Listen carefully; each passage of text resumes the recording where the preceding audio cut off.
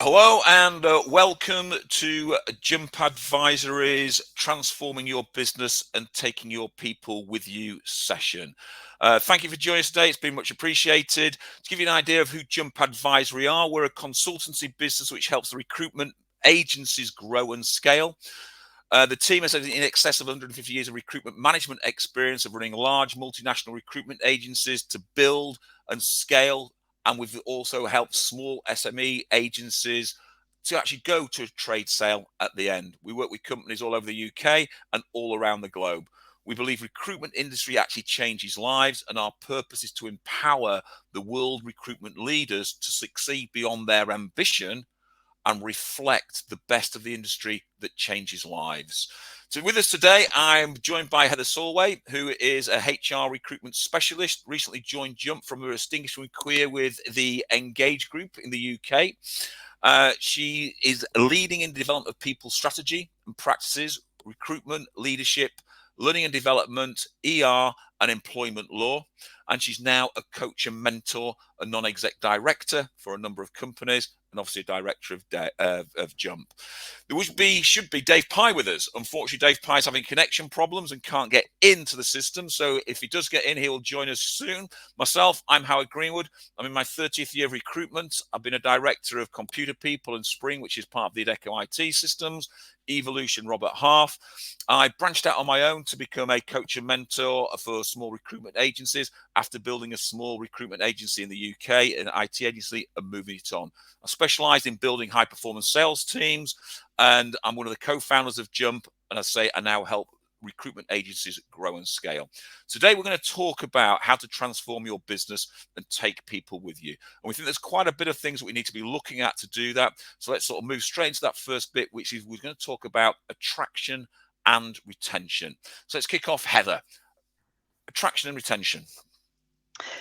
Thanks, Howard, and I hope everybody bears with us as we fill in for Mr. Pye and do his bits and pieces too. So, obviously, one of the first things that we need to look at with attraction and retention is who are we hiring. So we are in a changed market. I think we know that. That's true certainly in the UK. It's true in America. It's true all around the world. And I think all markets are moving to being candidate short. And we need to be hiring candidate-led consultants. I think it's interesting for business leaders to reflect on whether or not that needs a change in approach in terms of how we structure the jobs that people are coming to do, and how we decide who are the right people with the right skills to develop, to bring into our organisation. We're very good in our industry, I think, at bringing people into their first jobs. Taking school leavers, university leavers, as well as people who are changing career, and training them from scratch. And I think at the moment, transforming our business is really about thinking in the market that we're in and that we're likely to be in for a good period of time. Are we really thinking about the jobs that we're bringing people in to do and the skill base that they have when they come into our organization, the skills and talents and the focus? And then in the next question, we'll talk about how do we develop them. And one of the biggest questions about this, and I'm sure Howard's got a lot to say on this subject as well, is really that structure of the role. So traditionally, going back in the day, consultants were jacks of all trades. It was a 360 role. They were expected to cover all aspects of the job in one person.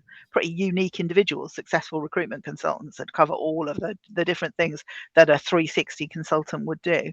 But we're moving very much more into segmenting the role as we become very much more candidate focused. There are many more organisations that have 180 or 120 roles for consultants. And that really does mean that we are fishing in a different pool. We are looking at different skill sets. We're looking at different backgrounds. We're looking at different focus and different ways of attracting and selecting those people. I think that's a really interesting change that we need to think about when we are transforming our businesses. Are we bringing the right people in, and are we bringing the right people in to do the right jobs? Howard, I don't know if you've got anything you wanted to add to that. I think when we're hiring people, I think what we've got to start to think about, and this is the thing that I've been sort of talking to a lot of my clients about. If we look at the UK has got an attrition rate of 43%. Mm. And obviously in the first year it's even more than that. So I think when we start to think we're not recruiting the wrong people, that's what a lot of recruitment agencies say. We recruit the wrong people, and they have to get rid of them.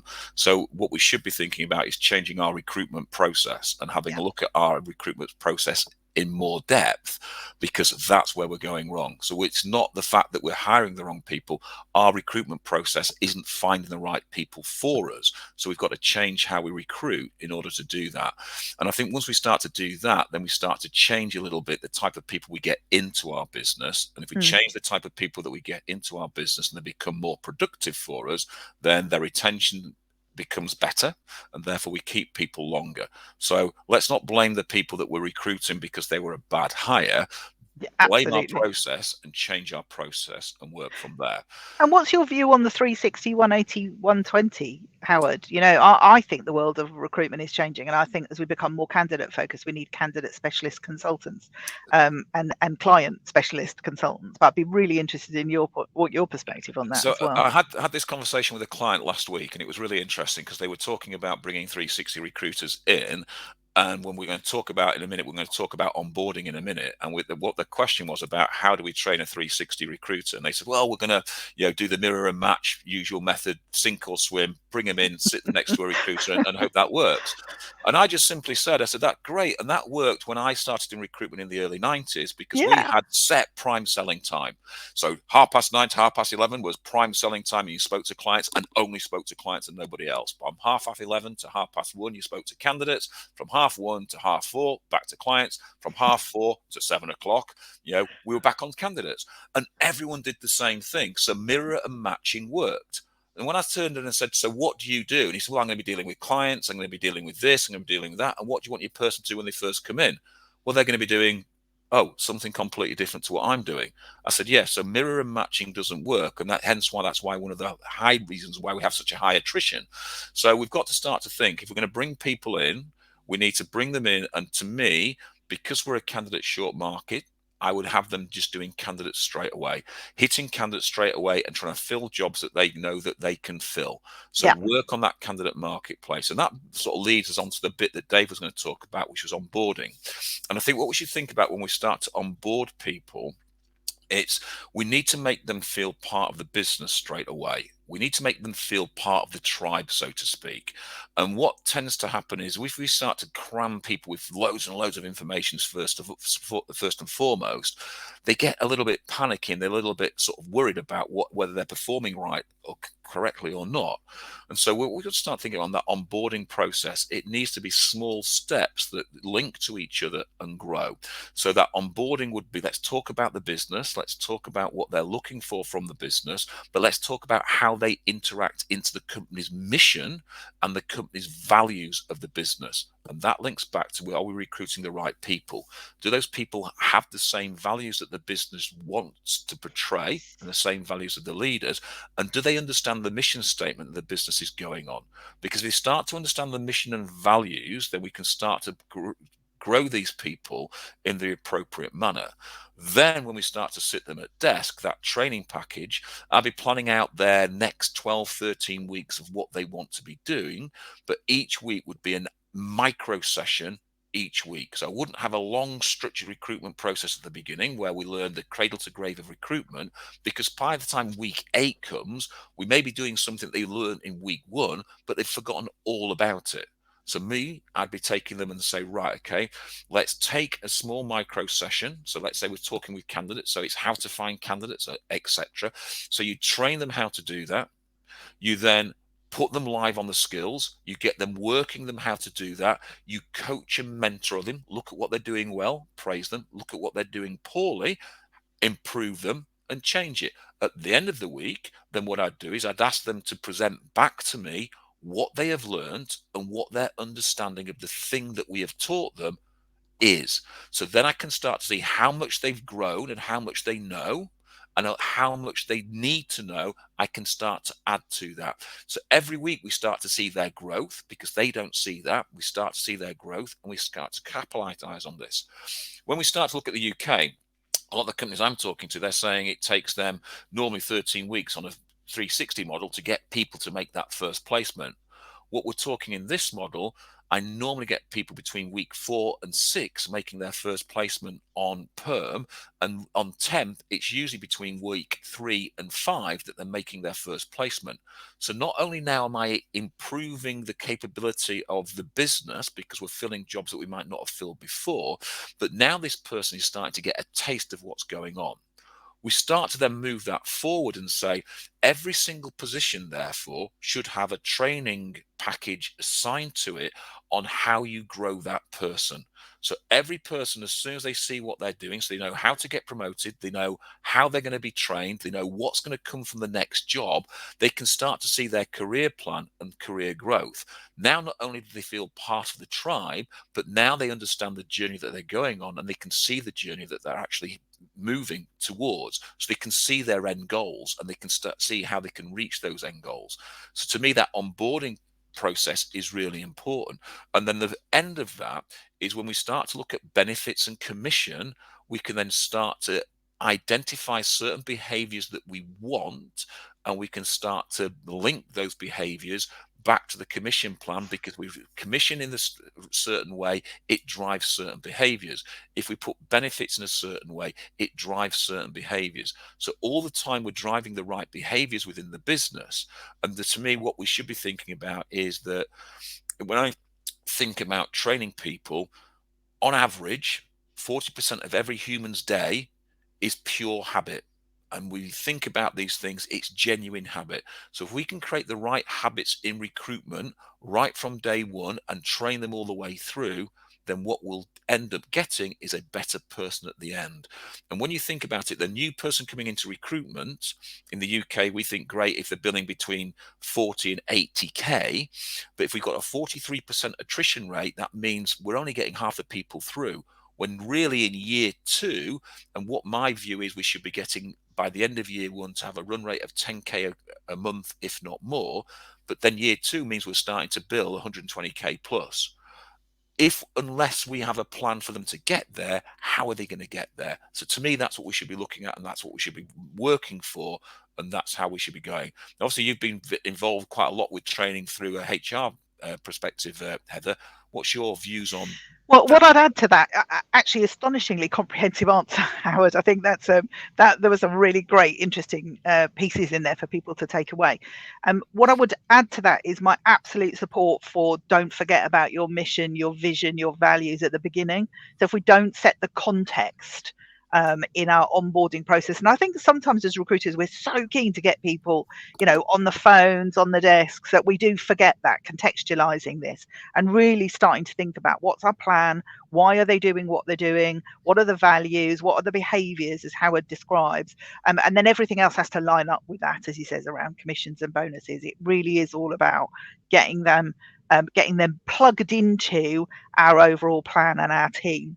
And I think there's a really interesting little addendum to that as well, Howard, from something I was reading this week. We are bringing people back into offices now around the world. And I think it's really important that as leaders and as managers and as trainers and developers, that we acknowledge that there will be a cohort of people who have been remote working for the last couple of years. And some of those people will have joined the workforce from school or college or university during that pandemic. And there are a whole host of behaviors that go around being in the office with other people and building relationships and understanding office politics and team working, that I think it's really important that we acknowledge as leaders in organizations that although we've all worked in offices before and we know what that involves and what that's like, there actually is an element and a facet of joining an organization and being face to face with your colleagues that people won't be used to, and being on the phone and things like that. So I think it's important that we acknowledge that change as a result of the pandemic. That is really important in terms of taking our people with us. So that moves on to the second sort of part of this, the last part of this, when we talk about attraction and retention. It is about attraction and retention. So what is your recruitment strategy? And, to ensure you're hiring quality and not quantity, then we are going to link that, as we said there, back to our value and mission statement. Yeah. And what I want you to think is, why was the last person who left your business? Why did they leave the business? Why did you make people leave your business? And I can almost guarantee they left your business because behaviorally they weren't aligned to your business. Because in the values, what we tend to do is we hire on skills and then fire on behaviors. And so what we've got to start to think, if we hire on people who actually live your values and mission, and they're not a pain, a mood hoover, a negative influence in the business, then we can train them the skills. So we need to review our recruitment processes. That's what I said at the beginning. Mm-hmm. Too often I hear, the business is going wrong, they're wrong for the business. But in fact, the catalyst for it all is that poor recruitment process in the first place. So if we start to think about our EVP, our employer's value proposition, how we engage with the candidates that want to come and work for you, we've got to start to think, why will they want to work for you? We need to develop a better interview structure to make it a harder place to get into, and then create an onboarding strategy that makes it a harder place to leave. So onboarding, what does that look like? If we're doing that sink and swim structure, then we're in a real problem. When I walk through the door, what I'm expecting as a new person is, have I got a career plan? Do I know where I'm going? Human nature says, ingrained in my head, every 5 times every second, my brain is going flight or fight. Where's the danger? Flight or fight. One of the big things that the human can't really cope with is if they don't know where they're going. Think what you're like when you're on a journey and you get lost. You get really panicky. Well, these people on a journey, if they don't know where they're going, they're going to start to panic. So a career plan is really important. How are they going to get promoted? What does their career look like this year? What's it career look like next year? How do they fit into the company? So this is where our training and development really starts to come in, because that is what starts to retain people. So what is your retention strategy to keep people, not just for 12 months, but for 24, 36, 48 and beyond? Because a stable workforce is obviously more productive, creates larger profits than one that is constantly rotating. So as we said, in the UK, the average biller bills 10k per month. However, as we stated, 43% attrition rate. So that means in the first year, you've got to recruit 2 people just to get 1 to the end of that year. So that's a very expensive way of recruiting, where if we can reduce our attrition rate by changing the people that we recruit to get better quality of person, as we said at the beginning, changing why we're hiring. So we're not looking for a 360 person. And I always think this as a soccer term or a football term. A 360 person, they're going to play in goals, they're going to play in defense, they're going to play in midfield, they're going to play in attack. So in American football terms, you're going to be an outliner, you're going to be a quarterback, you're going to be the kicker. You're training these people to do every single position on the pitch. It just doesn't fit. It doesn't work. Train people to do that specialist bit. Yeah, absolutely. It's year 2 and year 3 where we make the money.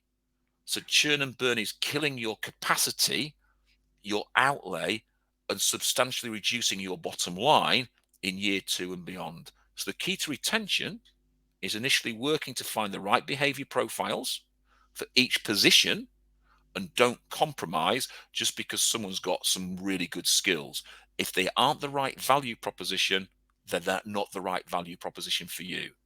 Then train your people to be better than you, create an environment of learning, support and growth, lead with passion and enthusiasm, and create those little wins, celebrate those little wins.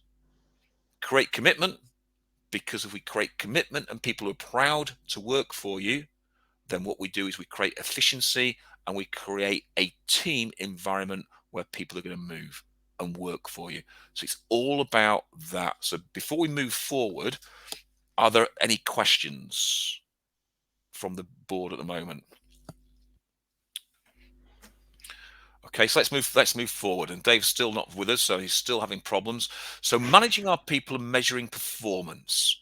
So again, Heather, this is actually Dave. we have got a question, Howard. I've just spotted on the board, just getting the hang of this technology. So what outcomes, we've got a question, do we manage in the first 90 days? So what outcomes do we manage? So to me, it's each individual week what we're doing. So I'd be looking, if I was talking to candidates, the number of candidates that I've spoken to. So I'd want them speaking to a number of candidates. Then from those number of candidates, the number of CVs that I'm generating. Then I'm looking at the number of interviews that I'm generating, and that's interviewing the candidate. Then I'm looking about the number of CVs that I can then put forward to a job. Then I'm looking for the number of people who actually get interviewed from that job. Underneath that, I'm looking at how many candidates have they added to the system? How many clients have I been able to strip off those candidates that I can't see or haven't seen before? And then I'm starting to build a platform straight away. So each individual week has a different process to make sure we're doing the right things for our consultants. So I measure things in very small micro measures, but I do not micromanage. I let them get on with it and I work it. So my daily meetings, which we'll talk about today about creating habits, is more important from that. So when we look at that, then it's back to how we manage our people and measuring performance, which will also help answer that question, Laurie. Okay. So Heather, influencing people, managing performance. Okay. Dave was obviously going to come in on this bit. So talk to us about how you think we should influence people and manage people's performance. Well, it's interesting, isn't it? Because this is absolutely key to the success of our recruitment businesses. So the first thing for me is we have to have a plan. So we have to know, and it sounds obvious, but I'm sure you, Howard, as well as I, come across recruitment businesses all the time that don't have a written down plan. So the first thing is we need a plan, and we need a good plan, and we need the people in our organisation to understand what the plan is. So in some cases, we can include them in creating the plan. So that can be a really important part of getting that buy-in and getting that influence for people to deliver the plan if they've been involved in creating it. So they have that belief in the plan, they're bought into it, and they feel part of delivery. Then you've got to align that plan with your reward scheme. So, people do what we measure, and they do what we reward. So, are we measuring the right things in our plan? Is one of the most important questions for me. Is that, are we putting the right measures in of those things that will actually enable us to deliver the plan? And does everybody understand what it is that we're measuring so that we can do that? And are we building commission schemes that will also deliver on our plan? So we've got to build in that three facets, really. We have to have really effective communication so that everybody absolutely understands and is bought into our plan. They have to understand what part they play in that, and therefore what the measures are that are going to be put in place to look at their delivery and their part in play. And then we need to align commission structures to make sure that we are delivering and rewarding on people who actually work towards achieving our plans. And I think when we start having those plans, this is where we talk about managing performance. And this is sort of links back Yeah. to the question that Laurie asked about KPIs, trends. And then you think about what we've been doing at the moment, we've been working it from home, etc. So how do we manage performance when we've got maybe a disparate workforce and things like that? So we need to build support mechanisms in. So now we think about how many options our staff have: hybrid working, working from home, pure office working.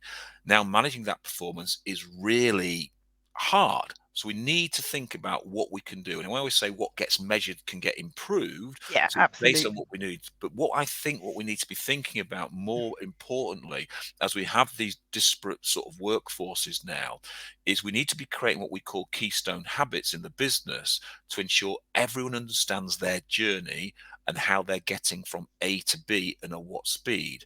And if people don't know where they're going, they are going to panic a little bit, as we've already talked about, and panic leads to fear, and fear leads to flight and fight. So creating the right habits are really important. So to me, when we start managing performance, every day I'd have a sales meeting every single morning. So either people can dial in, Zoom in, face to face in, so everyone's in there. And what we think about on that sales to meeting, is it boring? And is it boring people? Because if it's a boring people, then it doesn't create the right habit to set the day off. So do the meeting start on time? I always say, if I'm going to run a 9 o'clock meeting, it starts bang on 9 o'clock. So if I'm going to run an 8:45 meeting, it starts at 8:45, not 8:46, not 8:44. It starts at 8:45. So if I'm going to run a meeting every single morning, it's going to start at the same time every morning. If I can't make it, then I'll instruct someone to open that meeting and run that meeting. So we've got to start to think about that. So that's the first thing that I would start to work on. I'll talk about that later. But you start to think about them. Do you know which clients you not want to work with? Can you truly say which clients you have the best relationships on, or which clients you have a second thought with? Do we know which vacancies actually make you money, which are the easiest to fill, or are we just swamped with lots of Yeah, vacancies, but absolutely. we can't fill them?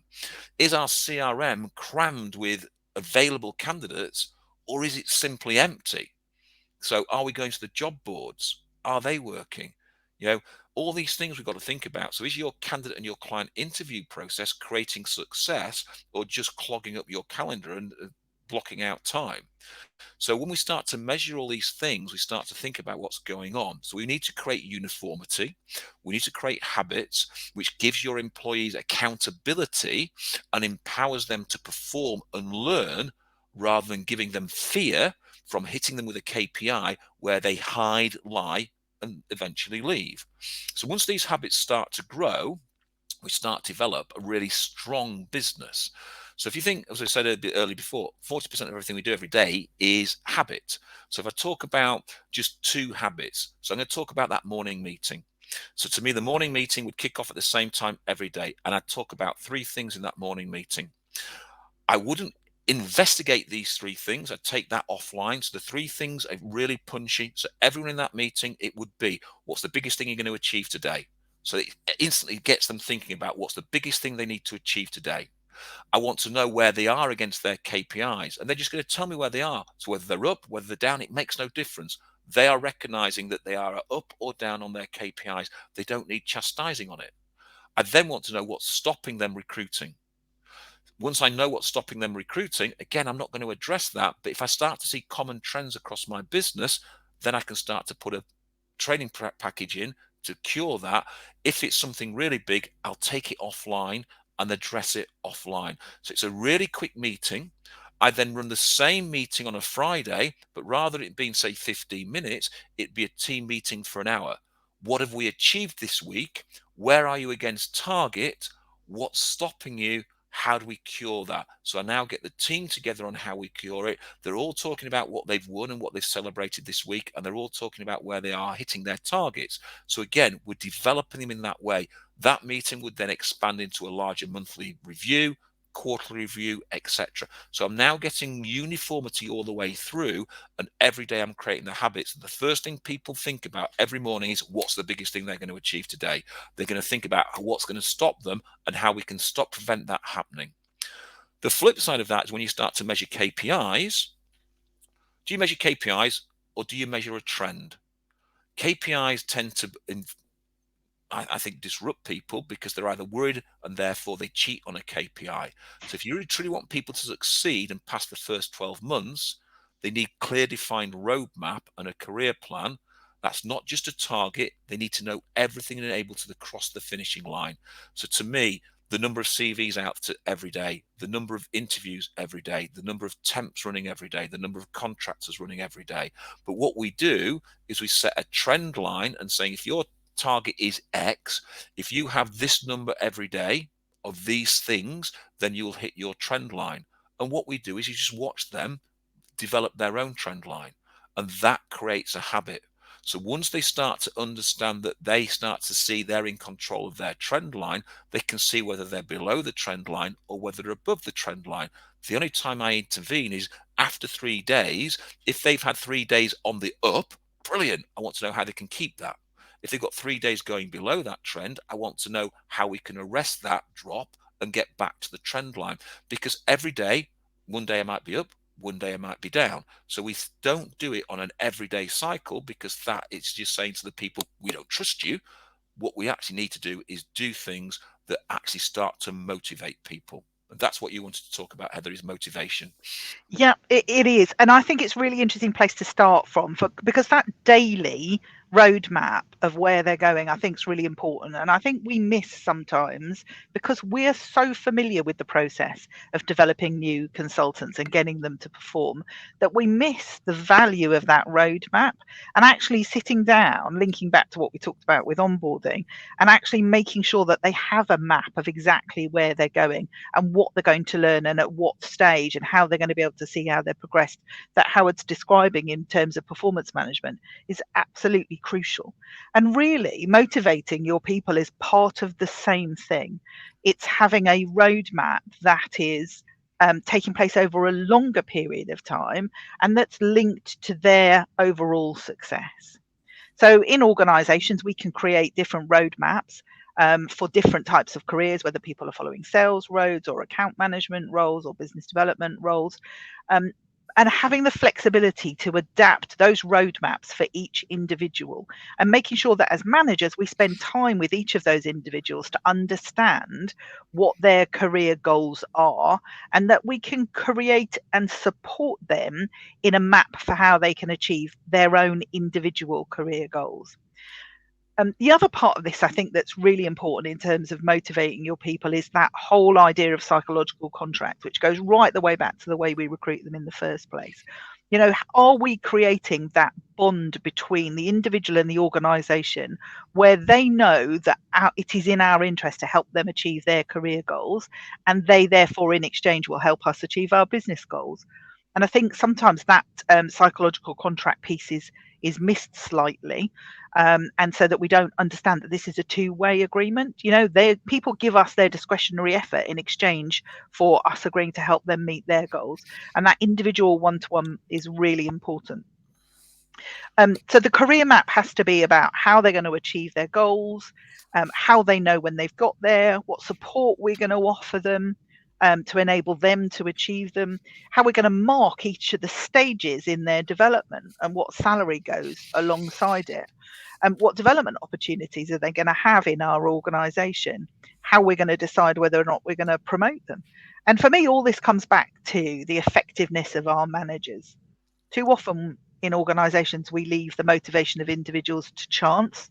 And actually, as managers and leaders of organisations, we have huge influence over the motivation of the people around us by what we put in place to measure, what we put in place to monitor, how we reward it. And it's really important in organisations that we spend time helping managers to understand how they influence the people around them. So helping them to understand what it is that motivates them, what it is that motivates teams. There's some great theory around this that you can help people apply in practice, and really upskill our managers to get the best out of all of the people around them in their teams. And I do think that measuring performance is really important, but having that roadmap. And I remember as a kid, and I've talked about this an awful lot on we have a weekly webinar every Wednesday, and I've talked about this an awful lot. That along with the sporting analogy, Howard. Go on. This is a holiday analogy. I remember as a small kid, we didn't go on many holidays. My dad was a massive workaholic and didn't basically like going on holiday. I think he just didn't like us, full stop. But no, he didn't like going on holiday. And so when we started to go on holiday, he used to say, right, let's plan what we're going to do and where we're going to go. And so that planning stage was really important. We all got involved in the planning, and we all got involved in what was going on. Yeah. And then what he would do was then say, right, let's have a countdown for when we're going on holiday. And so we had the roadmap, but obviously we didn't go out of the country, so we drove everywhere. So he would say, right, okay, we're going to drive from Leeds to Scotland. So he'd say, right, I want you to find out on the maps, and this is the olden days, you had to go out and find maps, things that you might want to go and see on the way up. And so we'd had to sort of view what our journey looked like, and we were part of that journey and part of the planning preparation, but also part of the key milestones that we wanted to do on the way up. And that's so important for us to do that for our employees. It's exactly the same. It's a great analogy. What? When we got there, we delivered our plan, and we'd loved that. And then what we did on the holiday, we said what we were going to do then when we got there. And then what was really funny on the way back, guess what we were doing? We were planning in the back of the car where we wanted to go next and when we wanted to go next.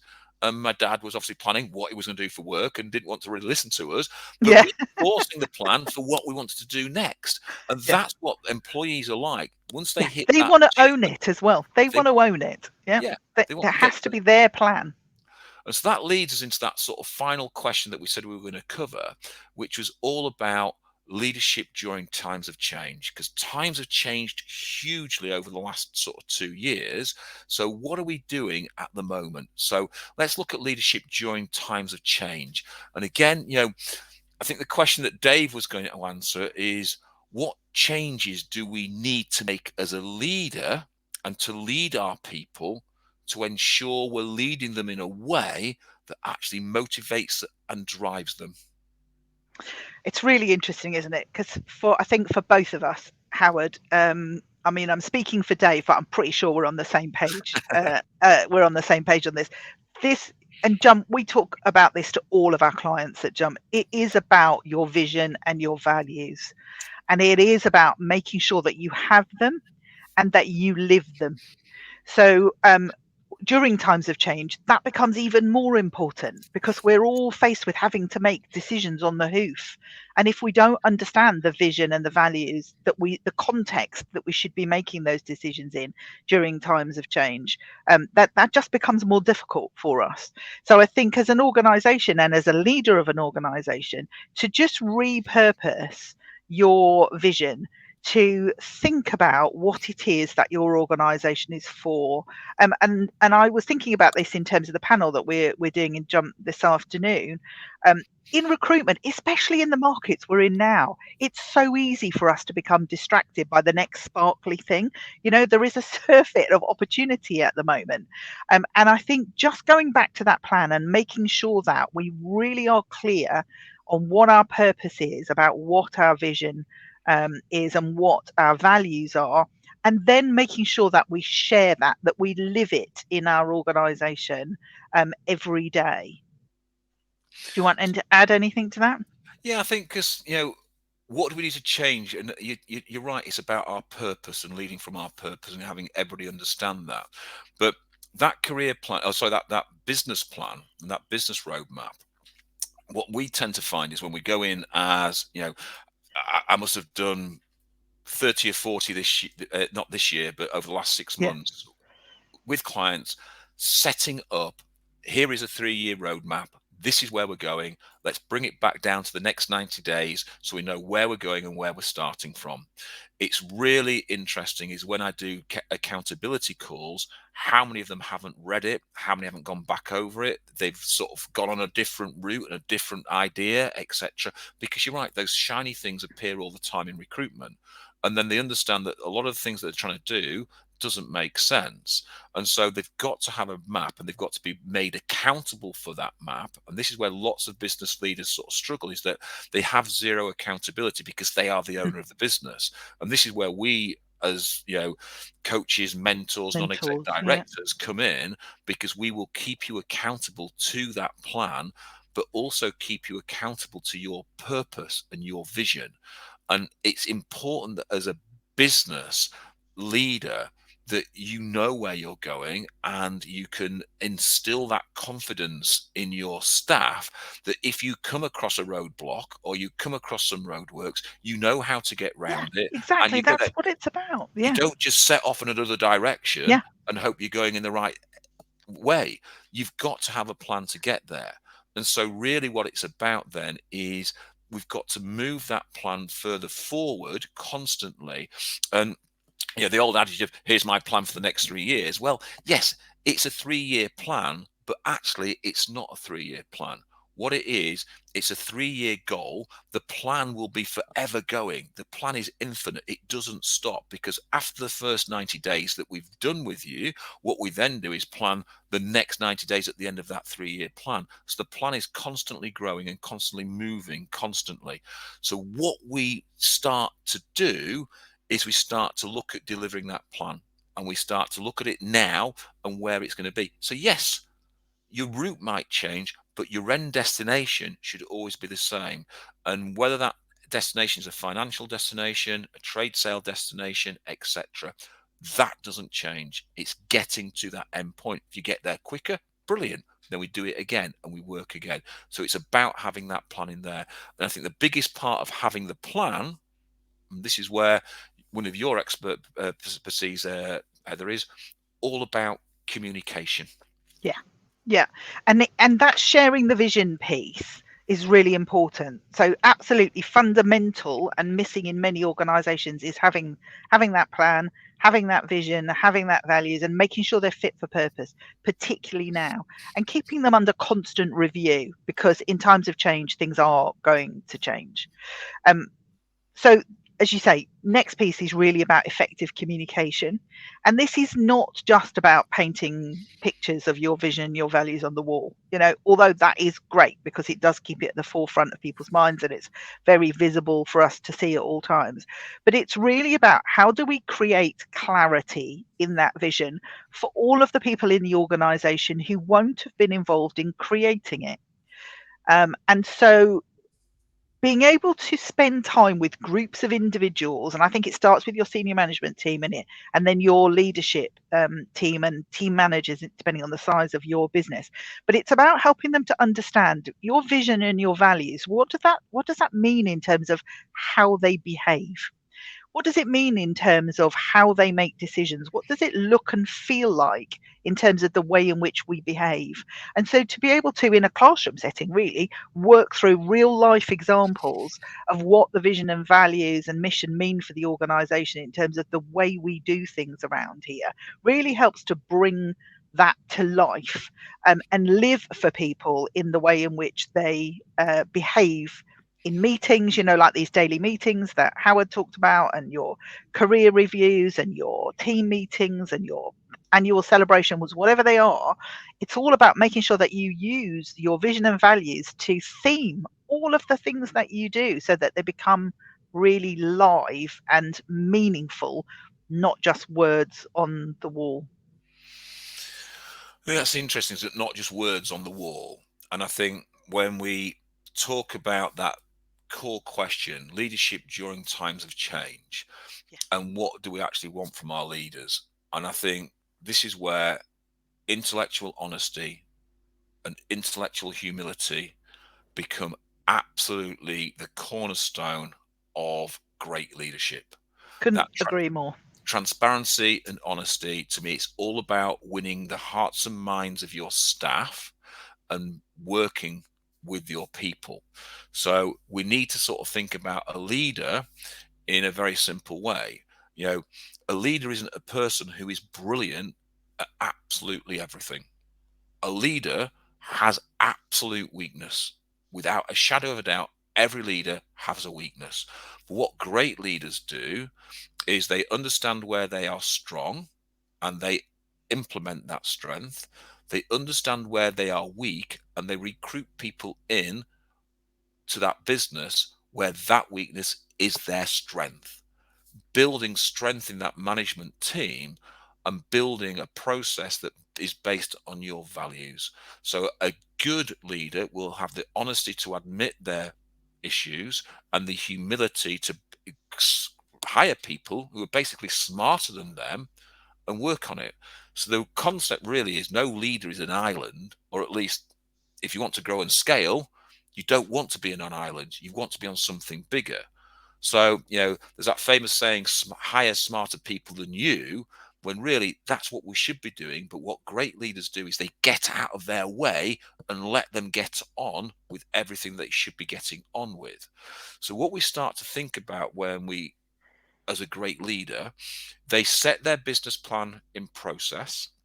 And then what they do is they divide the tasks within that process down to the people who have their strengths. And therefore, what we should start thinking about, you've got the overall business plan, and within it, you've got many little strategies going on constantly all the time. So, what we should think about is the strategy, how we execute the strategy, the people involved in that strategy, and does that strategy drive cash into the bank that I can then use to carry on growing and expanding my business? I don't want a strategy that makes me absolutely turnover rich but cash poor because my clients aren't paying us. So when we think about that process, we could have a great strategy, We could execute it really well, but the people hate it and it doesn't drive cash into the bank. So we need to change the strategy. We could have a weak strategy that's executed really well, the people love it, and it drives a little cash into the bank. We need to build on the strategy. We could have a great strategy that's executed poorly, people don't understand it, but it drives cash. So if we can change the execution and how people like it, it's going to drive more cash. So what we've got to think is primary about our staff, our clients, and our employees. And we need to be honest. We need to live our values and then deliver our purpose to ensure that those three groups every second of the day are working in that way. So how you chastise your staff if they make a mistake is really important. How you develop your staff when they've done something really well is really important. So you need to live your own values and your own value proposition. So when we're giving them a part of the strategy to deliver, we need to be able to be honest and say, this is your part of the strategy, go away and deliver it, allow them to make mistakes, allow them to change, and allow them to work. What we're doing is giving people that commitment, we're giving people their opportunity to grow, and that means they're getting that capability to take the business to the next level. And that's all about then winning the hearts and minds of your people to create a really collaborative workforce that is driving for you. So humility is basically knowing to the extent of the limits of your knowledge, then asking people, whether it be from inside the business or outside the business, like us, business coaches, to keep you accountable to your strengths and your strategy. Because only you know what you know, and what you don't know is actually slowing your business down. So going out and finding people who know more than you is really important. So you need to create a really good support team around you, which will be a blended mix of developing a management team, an operational board, but also bringing external experts in to help you with that execution. So you need to evaluate yourself for your strengths and what are your gaps, because I really hate that word weakness. What are your gaps? Because a weakness makes you sound weak, but if you find what your gap is, you can bridge that gap. Once we can bridge that gap, find people in your business who either have the strength to bridge that gap, that will empower them and enable them to do things, engage them, delegate the work to them, and utilize their strength. If there's no one in the business, outsource it or look for people who can actually deliver that for you. That's all about the people. So when we talk about driving cash, if you start to delegate things and empower your people, trust them to deliver, allow them to make mistakes, create the habits of failure, review those habits and change them to become habits of success, then we start to drive cash in the business. So how often we find developing that 3-year plan, the clients lack the skills internally to deliver it. And that's where we come in and start to help people to deliver that plan. So when we see a project, we start to think of which person is the best person in that project, in the company, to deliver that project. And quite often it's not you, the leader. But if you lead on everything and you try manage everything, you will end up on an island and be very, very lonely as a leader. So what we need to do is start to think about how we grow and scale our business and move our business forward. So I think we've covered a massive amount there, Heather. Yeah. Anything that you want to add Well, to? what I would say is I think that is the most common change in recruitment in staffing businesses.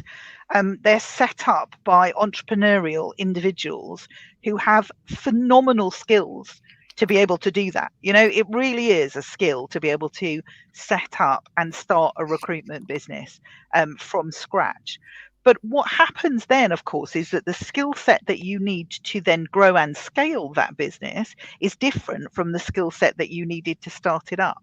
And as Howard is quite rightly saying, what you've got to do then is develop the people within the organization or bring people in from outside, because too often what happens, I think, is that leaders want to carry on doing everything, and actually they need a different skill set, and they need support, and they need to understand and recognize that, because the skill, as I say, the skills to start a business are not the same as the skills to scale a business, and that humility to say, there are other people in this organization that I can develop to do that, or there are people that outside that I can bring in to support me. Those are the truly transformative leaders who will not only start their business, but will then scale them, grow them, and ultimately, if they want to, sell them.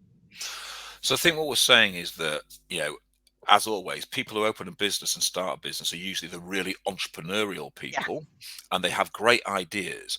And when you start to think about the great boards and the great businesses, what they have is they have an inspirational entrepreneurial leader. Sat next to them is someone either who is highly analytical. You have someone sat next to that person who is a great doer. You have someone sat next to that person who's good at challenging, but challenging in the right way. And then what you have is that final person who's someone who's great at taking the ideas and potentially making them better. So when you start to think about those strengths in your business, have you got all of those strengths in the business, and do you allow those people to blossom and bloom within your business? And that to me is where we start to think about that intellectual honesty and humility. Yeah. Because if you're forever grabbing everything and saying it's mine, I'll lead it, I'll do it, I'll do everything, then you're going to fail massively. You will never scale your business unless you allow other people around you to develop.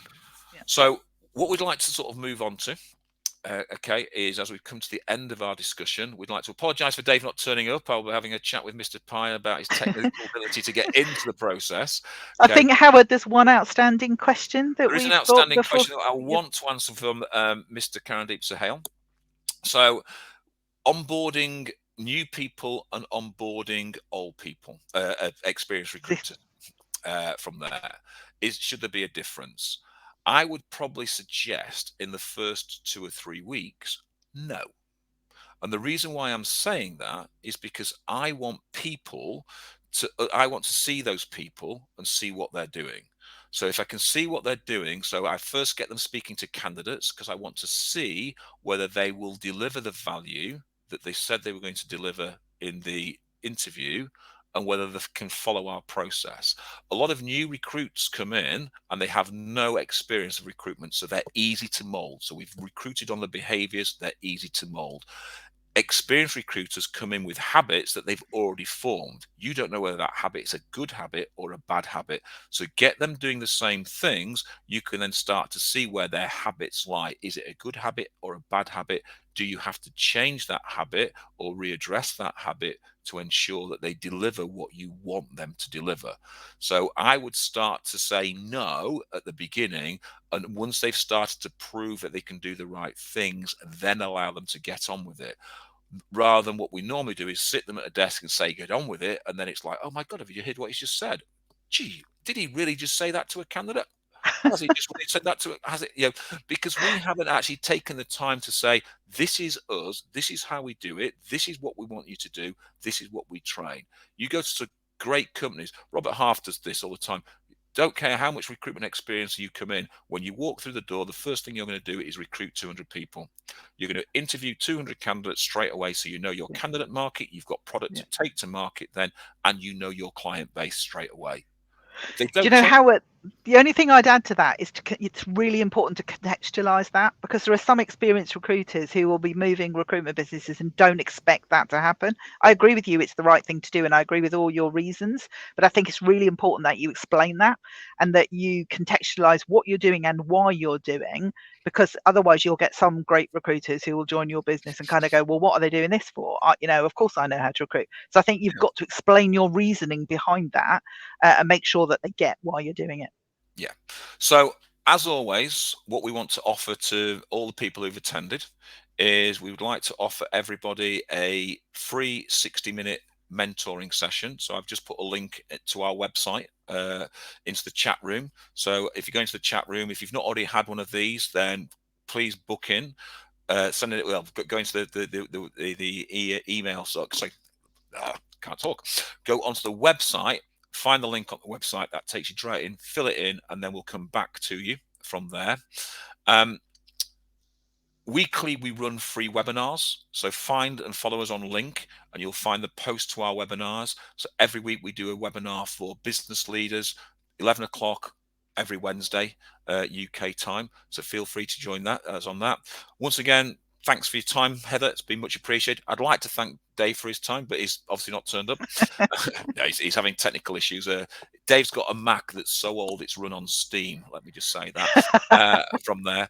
So, that all that leads me to say is that we've been Jump Advisory. Thank you.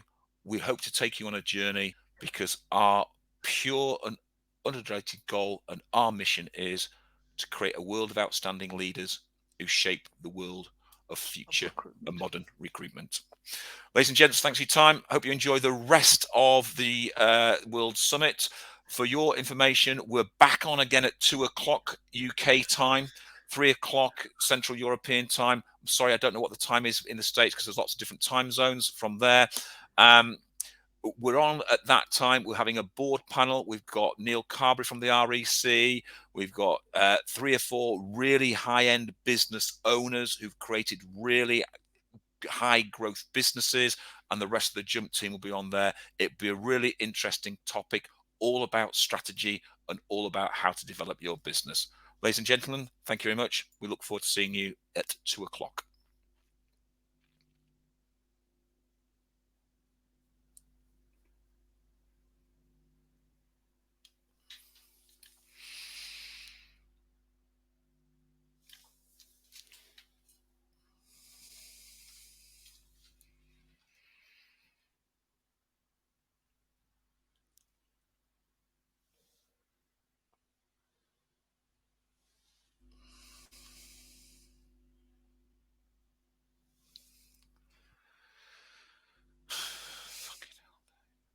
I think we're still live.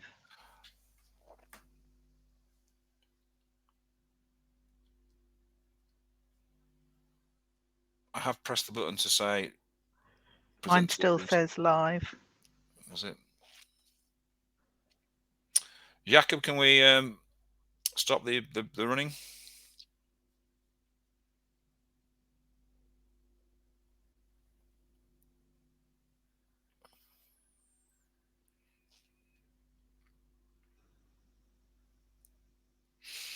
I believe we stopped. I've definitely got a little sign at the top that still says it's live and being recorded. Okay. I'm going to leave the session and go backstage. Okay, how do you do that? I'll just press that arrow.